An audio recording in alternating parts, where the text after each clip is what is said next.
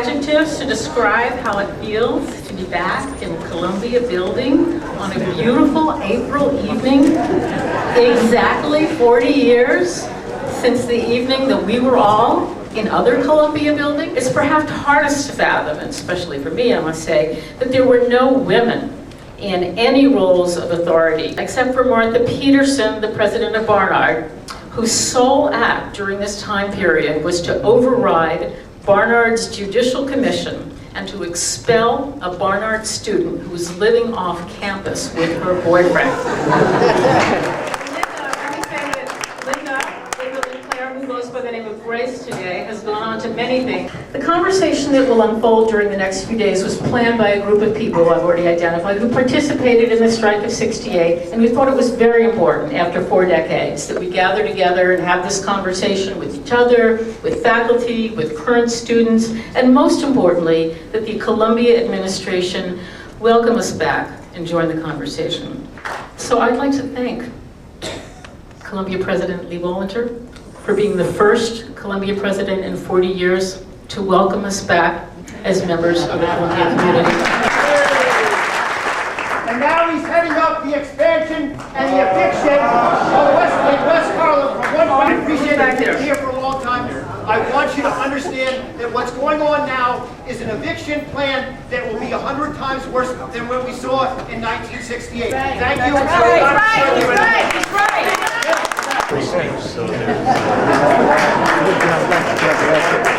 Nostalgia moment. Let me just say a few things. I do want to welcome you back. The most powerful example.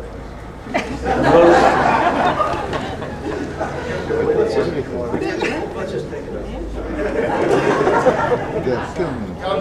We need all that. Can you hear me now? No. We need the sound. I'm sorry. You really have to.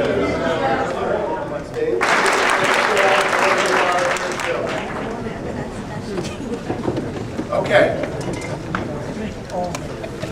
On my far right, I guess that would be your left, is Tom Aden. Well, as I said 40 years ago this week, the same feeling tonight. I wouldn't want to miss it.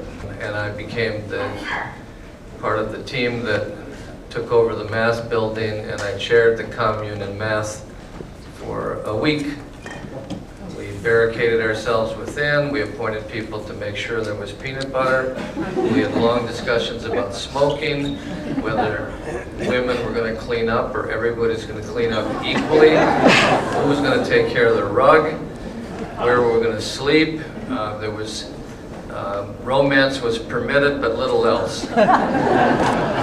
And we were all arrested by New York's finest and dragged away bleeding, and that was the beginning.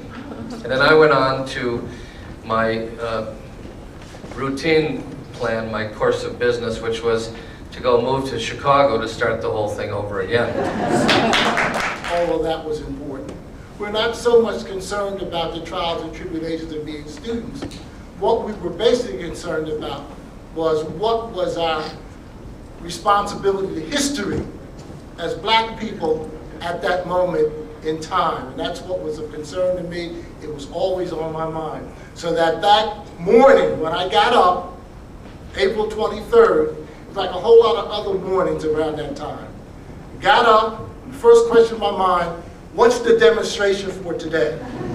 And on the 23rd it was, we're going to the sundial, right?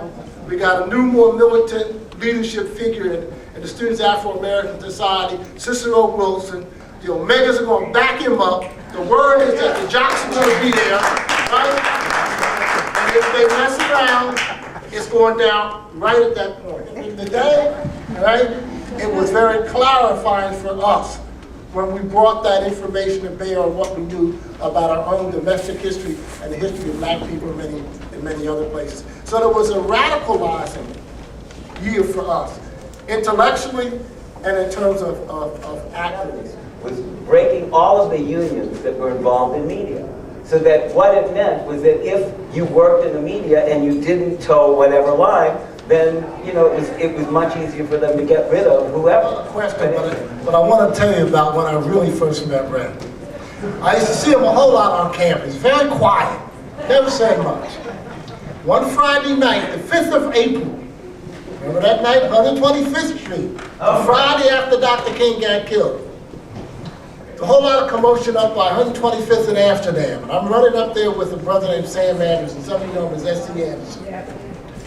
And a number of kids came running toward us, and a police car, unmarked, but with 6 helmeted policemen in it, swung around Amsterdam on 125th Street. And Ray was standing there with his beautiful Nikon photographing everything. They jumped out of the car, beat poor Ray to the ground, and broke his wings. And when we ran over to him for the first time, Ray got up. For the first time, he said something to me. He started talking about his constitutional rights and what have you. And then he went on to join us in Hamilton Hall and was among those who were arrested. I just give that insight to show you how the actual event radicalized a whole lot of people. And hand whippings will radicalize you when everything else fails. University and make a change, but that's not happening now. They've learned something, and I want people up there to tell me what they think those folks have learned, because we've got to respond to that too, don't we? Well, I'm going to go to another comment. I think you answered your own question, Barry. I mean, you can't expect people not to learn from history. And, Yes, you can. You can, and we're doing it all over every day. It's the same old, same old.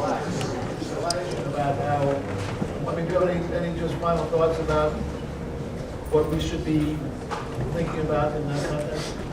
I think the epoch is over. That what's very, very important now is we conserve these memories, that we not boast a particular legacy, nor denounce it. Claim now, which is being made for change. And I think that's where the power of this country is going to be coming from. These young people, this new generation, is very generational. Mark? I think that what happened in the 1960s is that the world had changed a lot, and the people of our generation understood this new world and understood very well how to operate in it. And the world has again changed a lot. And to do anything in it, we're going to have to learn how to operate in this world. And as in 1968, 20-year-olds understand the world a lot better than we do.